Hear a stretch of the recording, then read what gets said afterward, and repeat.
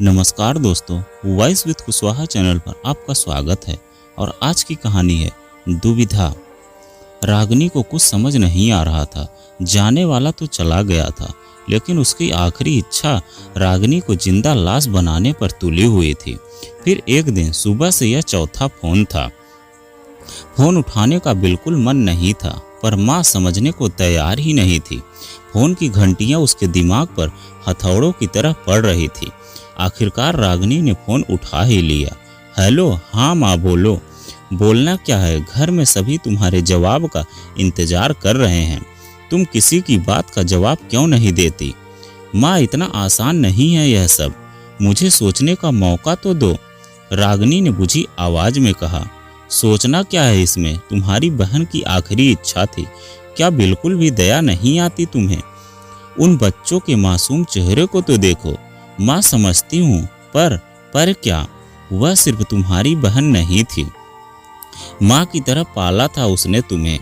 आज जब उसके बच्चों को माँ की जरूरत है, तब तुम्हें सोचने का समय चाहिए। माँ, इतनी जल्दबाजी में इस तरह के फैसले नहीं लिए जाते। हमने भी दुनिया देखी है। ठीक है, अगर तुम्हें उन बच्चों की छिछालेदार होना मंजूर है, तो फिर क्या कहा जा सकता है। यह क्या बात हुई? तुम इस तरह की बातें क्यों कर रही हो? रागिनी बोली। माँ का गला भर आया। तुम अभी माँ नहीं बनी हो ना। जब माँ बनोगी तब औलाद का दर्द समझोगी। फूल से बच्चे माँ के बिना तड़प रहे हैं, और तुम हो कि सब दरवाजे बंद करके बैठी हो। रागिनी का मन खराब हो चुका था। क्या इतना आसान था यह सब? 4 भाई बहनों में सबसे छोटी थी वह, सबसे लाडली।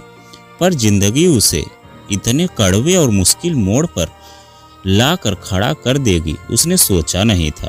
दीदी की शादी के वक्त महज 16 साल की नाजुक उम्र थी उसकी। पहली बार साड़ी पहनी थी।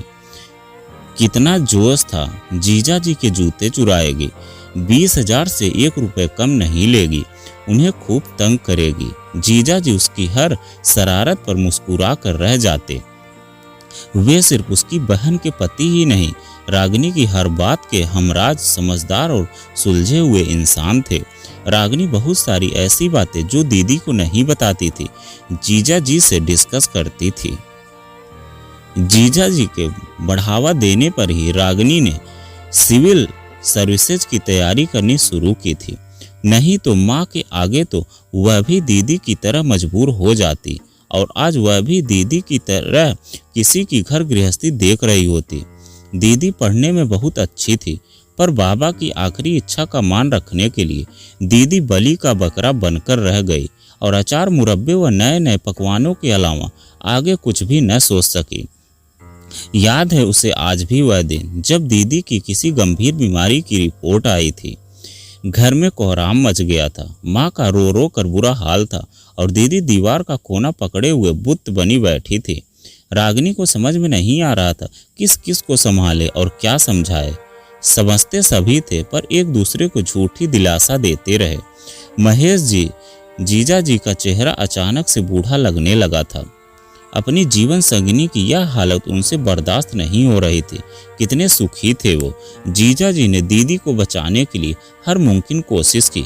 मुंबई, चेन्नई, कहाँ कहाँ नहीं दौड़े, किस किस के आगे हाथ नहीं जोड़े, पर सब बेकार गया। जीजा जी की आलीशान कोठी, रुपया पैसा सब धरा का धरा रह गया, और दीदी सबको रोता बिखलता छोड़कर चली गई। इन दिनों में रागिनी ने क्या क्या देखा और महसूस किया, वही जानती थी। घर मेहमानों और रिश्तेदारों से भरा हुआ था।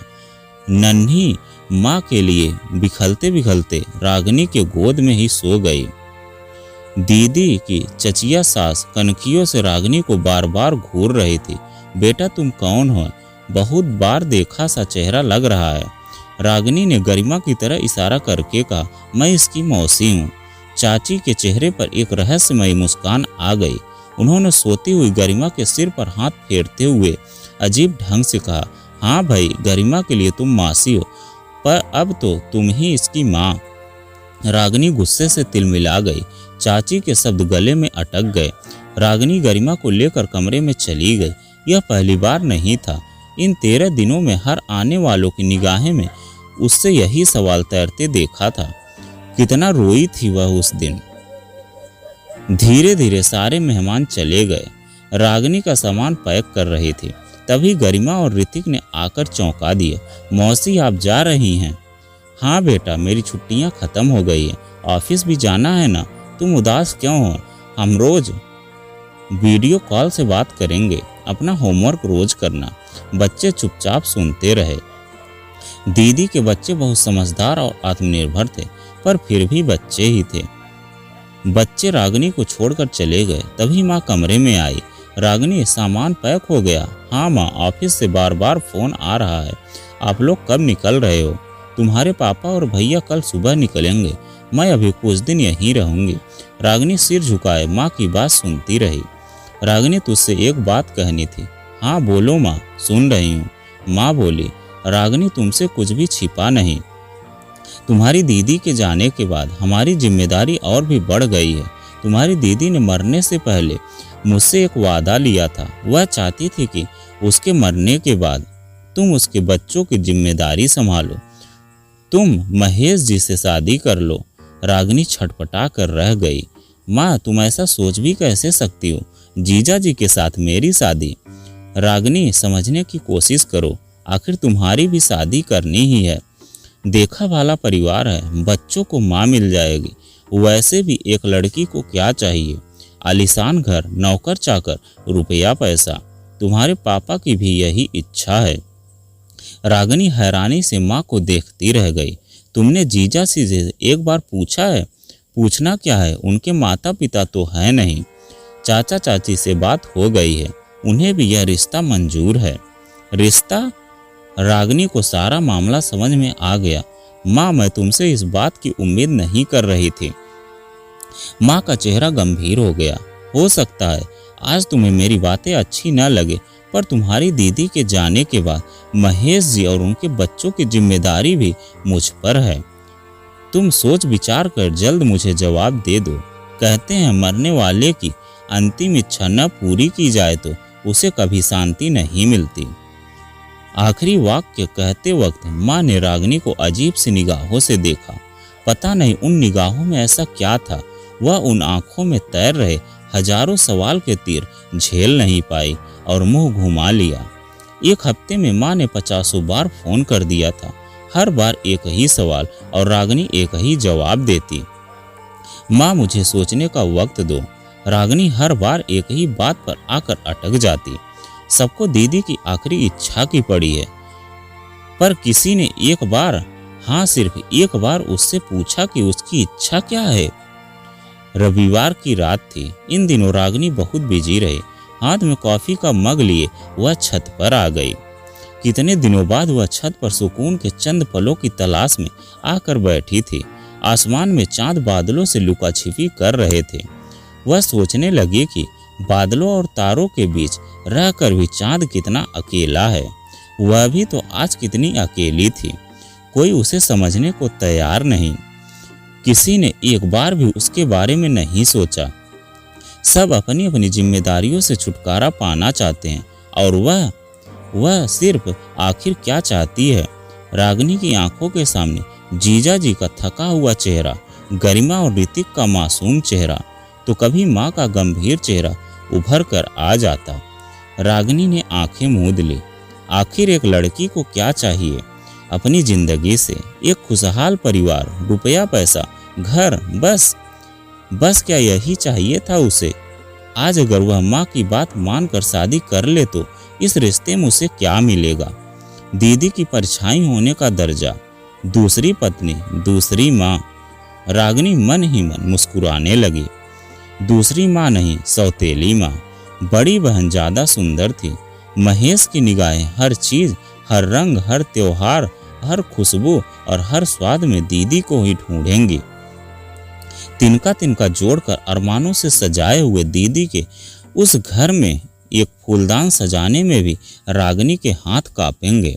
रागिनी अभी भी सोच रही थी कि हर पार्टी, हर उत्सव में लोगों की सवालिया निगाहें उसे तार तार करेंगे। देखने में तो ठीक लगती है, फिर ऐसी क्या गरज पड़ी थी 2 बच्चों के बाप से शादी करने की? अकेली आई है या बच्चे भी?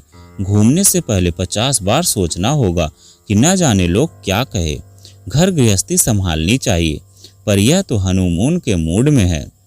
शादी में इतनी धूम और रिश्तेदारों की क्या जरूरत, चुपचाप कोर्ट मैरिज कर लेती। शर्म नहीं आती? इतने बड़े बड़े बच्चों के सामने इतना तैयार होकर खड़ी हो जाती है। रागिनी ने घबरा कर आंखें खोल दी और आसमान में तारों के बीच दीदी को ढूंढने लगी। दीदी, मुझे माफ कर देना। शायद आज मैं तुम्हें और सबको स्वार्थी लगूं, पर मैं इतनी मजबूत नहीं कि जिंदगी भर लोगों के सवालों का जवाब दे सकूं। पर मैं आज तुमसे यह वादा करती हूं कि एक मौसी के तौर पर हमेशा तुम्हारे बच्चों के साथ खड़ी हूं। हफ्तों से उमड़ते घुमड़ते सवालों का मानो उसे जवाब मिल गया था। रागिनी अपनी माँ को फोन करने के लिए छत से नीचे उतर गई। तो दोस्तों, यह कहानी आपको कैसी लगी कमेंट में लिखकर जरूर बताइएगा। अगर आप हमारे चैनल पर नए हैं तो प्लीज़ चैनल को सब्सक्राइब कीजिएगा और वीडियो को एक लाइक कीजिएगा। तो चलिए मिलते हैं एक नई कहानी के साथ में एक नए वीडियो में। कहानी सुनने के लिए आपका बहुत बहुत धन्यवाद।